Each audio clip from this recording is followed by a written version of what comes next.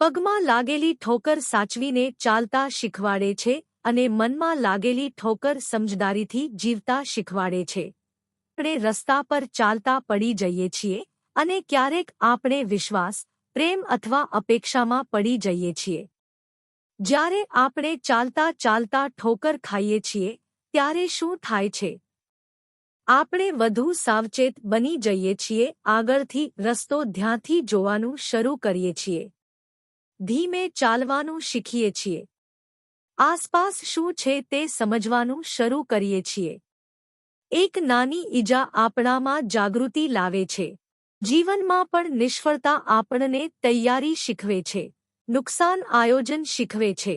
ભૂલ જવાબદારી શીખવે છે. નિષ્ફળતા આપણને રોકવા માટે નથી આવતી, પણ સુધારવા માટે આવે છે. નાનકડું બાળક ચાલતા શીખે છે ત્યારે અનેક વાર પડે છે. પરંતુ દરેક વખતનું પડવું તેને સંતુલન શીખવે છે. જો કોઈ ક્યારેય ન પડે તો તે સંતુલન શીખી શકે નહીં.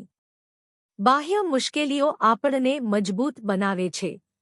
તે આપણું ધ્યાન તેજ કરે છે અને આપણામાં સહનશક્તિ વધારે છે. મનમાં લાગેલી ઠોકર સમજદારીથી જીવતા શીખવાડે છે. માનસિક અથવા દિલની ઈજા શારીરિક ઈજાથી વધુ ઊંડી હોય છે. જ્યારે કોઈ આપણો વિશ્વાસ તોડી દે, જ્યારે સંબંધ તૂટી જાય, જ્યારે અપેક્ષાઓ ભંગ થાય, જ્યારે અવગણના અનુભવાય, ત્યારે અંદરથી દુઃખ થાય છે. પણ આ દુઃખ શું શીખવે છે? કોને વિશ્વાસ કરવો તે શીખવે છે. પોતાની મર્યાદા નક્કી કરવી શીખવે છે. ભાવનાત્મક રીતે મજબૂત બનવું શીખવે છે. પરિપક્વતા લાવે છે. પોતાની કિંમત સમજાવે છે. દિલની ઠોકર સમજદારી લાવે છે. આપણે વધુ સમજદારીથી લોકો પસંદ કરીએ છીએ. ઝડપથી વિશ્વાસ નથી કરતા. પોતાની ભાવનાઓનું મૂલ્ય સમજીએ છીએ અને જીવનને વધુ પરિપક્વ રીતે જીવીએ છીએ. શારીરિક પીડા શરીરને મજબૂત બનાવે છે, પરંતુ માનસિક પીડા આત્માને પરિપક્વ બનાવે છે. દરેક પીડા પાછળ એક કારણ હોય છે. દરેક નિષ્ફળતા પાછળ એક પાઠ હોય છે. દરેક ઠોકર પાછળ એક સમજ છુપાયેલી હોય છે. જો આપણે ફક્ત પીડા પર ધ્યાન આપીએ તો પાઠ ચૂકી જઈએ છીએ. પણ જો વિચારીએ, સમજીએ, તો વિકાસ કરીએ છીએ.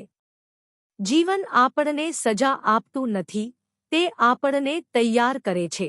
ઠોકર કમજોરી નથી, તે પરિપક્વતાની શરૂઆત છે. નિષ્ફળતા, અસ્વીકાર, દિલ તૂટવું, ભૂલ થાય ત્યારે મારા સાથે જ કેમ એવું પૂહવાને બદલે એ પૂછો, આ મને શું શીખવવા આવ્યું છે? કારણ કે પગની ઠોકર સાચવીને ચાલતા શીખવે છે અને દિલની ઠોકર સમજદારીથી જીવતા શીખવે છે. પીડા અંત નથી, તે જીવનનો શ્રેષ્ઠ શિક્ષક છે.